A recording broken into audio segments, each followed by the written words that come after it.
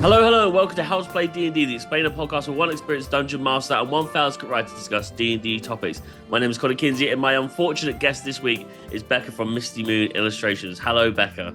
Hey, you alright? I'm good, thanks for gracing us with your presence on this quiet Monday afternoon. It's fine by me. What is this week's episode that you've chosen?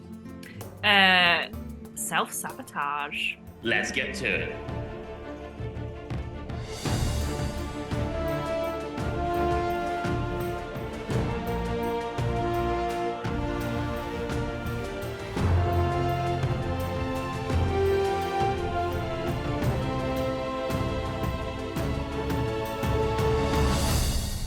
Okay, so today's episode is about self-sabotage, something I know much about after accidentally leaving my wife and kids in the wildy on RuneScape because I refused to pay for my phone bill. Becca, I've recently been collecting mice to run around my house at night so I don't have to sleep in white noise. When are the men in white coming to collect me? Can mice grow big? What am I doing? I think whatever you're doing, you are doing it to yourself. Oh, self-sabotage. Self-sabotage. Amazing, beautiful. That was not where I was going with that. So thank you. So, they never have a plan. That's the problem. Yeah. All right. So the real questions: why did you select self-sabotage as a topic? Well, I really like it when things go wrong in Okay. D&D, in any game. What's wrong with me? I don't know. Do I like it when things go wrong? Am I a psycho? I don't know, but So many questions. I just feel that, like, as a player, as a DM, and not just in D&D, in any game, I've never been a filth chaser. I've never been a metagamer. So I like it when things go wrong, and there's just so much more that can happen when it goes wrong, and I want people to just realize you don't have to win all the time. I think it's nice because, like, naturally, people will try and think of the answer to something, right, or the way to solve something, so that you can plan for because you're already instinctively trying to like find the good outcome. So when it doesn't work and you do roll like a nat one or whatever TTRPG system you're playing, then you don't ever plan for that naturally, and so that's fun, right? There's like this kind of guessing game. Yeah, exactly. Like, obviously, in real life, you don't want to fail and you want to do it right. So the whole point of an escapism game is that you can explore stuff when it goes wrong in a safe space. Yeah, like, I guess D&D is kind of different because I always tell people when I introduce them to D&D, you can't exactly win at D&D. It's about Yeah. collaborative storytelling, and yes, there are some systems and some board games that you probably do want to win at, but part of the fun of being a player and being a DM is when things go wrong when you don't plan them to, but then you can tweak it in a way that they can go wrong, and then you have to deal with the consequences. And that's Well, where the self-sabotage kind of comes in, because you're choosing to do something. well, let's get into that then. How can self-sabotage be a positive thing in D&D?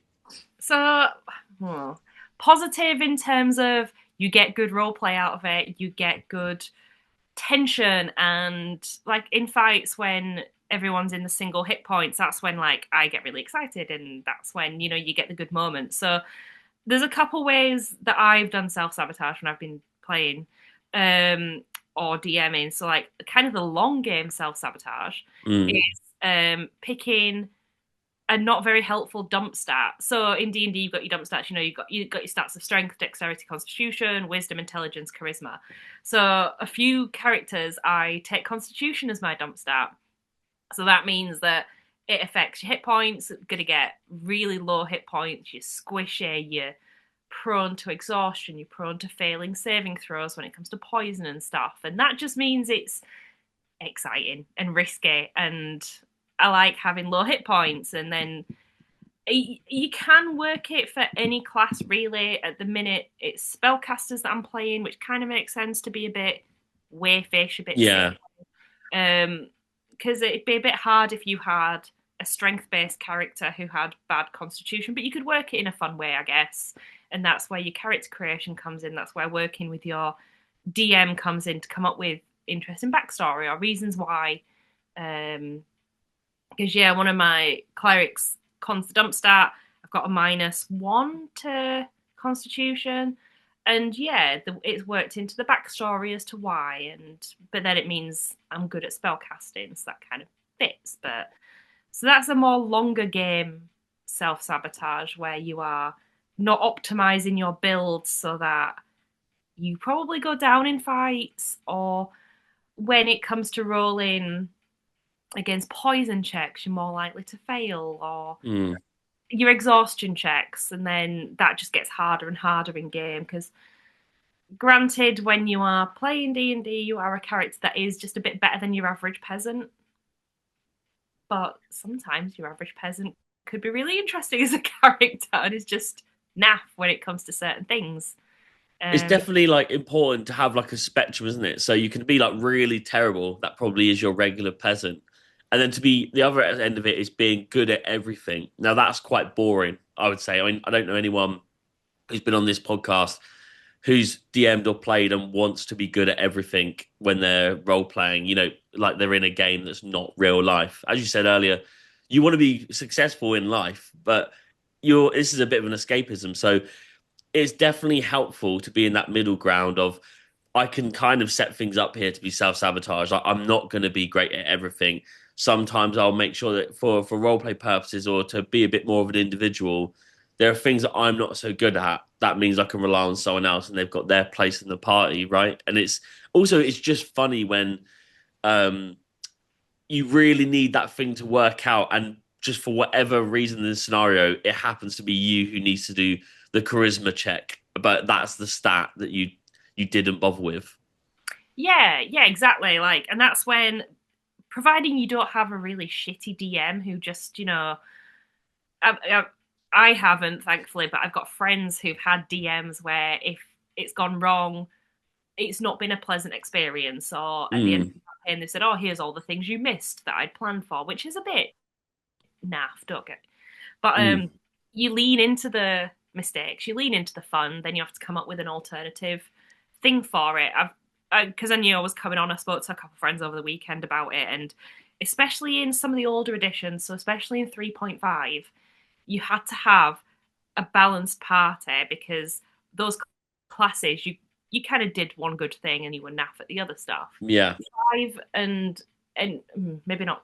We'll just wipe over fourth ed, but fifth ed then meant with the subclasses, everyone can do pretty much anything. You can mm, get that cleric who is a hard hitter. You can get the fighter who's a bit more dexterous rather than. Do you know what I mean? There was quite a lot of subclasses. So yeah, that's when you have to start bringing in the stuff that you're not good at as well as the stuff you're good at, like you said. So then everyone in the party can have their moment to shine as well, rather than just one person. It's like, oh yeah, I can break this door down, but I can also win I don't know, something dexterous like a dance competition. But then I'm also really charismatic. I'm also really streetwise. mm.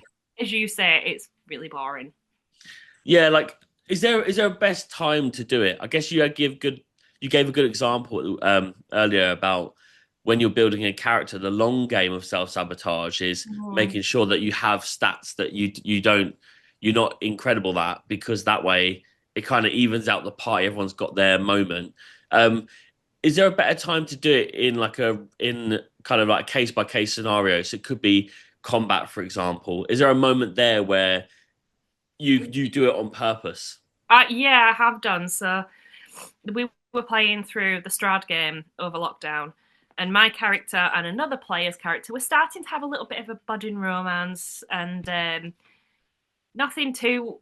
Oh, hang on, sorry, the cat's just jumped up on the mantelpiece. That's all right. Let me just get her down. No worries. Come on, Peggy. Oh, oh no, that puss. Yeah, so like whatever we played, she had a bit of a soft spot for that character, and we were in one of the fights. I think it was in the Watcher household. I really can't remember, but we were fighting these dogs, and one of the dogs was on the other character. So my character, I was a cleric. I was a light cleric. I wasn't exactly like the big hitter, but I didn't want that character to go down, so I attacked this dog. Accidentally killed the dog. Right, didn't mean to at all, but she was mortified. So then for the rest of the combat, I didn't do anything. It just kept coming to my part, and I'm like, she's too distraught about killing a dog. Yeah, yeah. Which then Thankfully, the DM and the other players that I played with, they are also big into the RP, so they liked it and they didn't get aggy with me for like, I'm only on 1 hit point. Why aren't you healing me? I'm like, because my character is distraught. She's not going to do anything. She's too busy crying. Mm. Especially when you are the support character, you can. It's self sabotage. But then I was also kind of dicking over the other people by not healing them. But Well, yeah, but it makes sense to the character, right? Well, that goes into the final question, really, is should players and DMs allow it to happen when seeing it play out? So, in that case, you just gave the other players kind of leaned into it and liked it.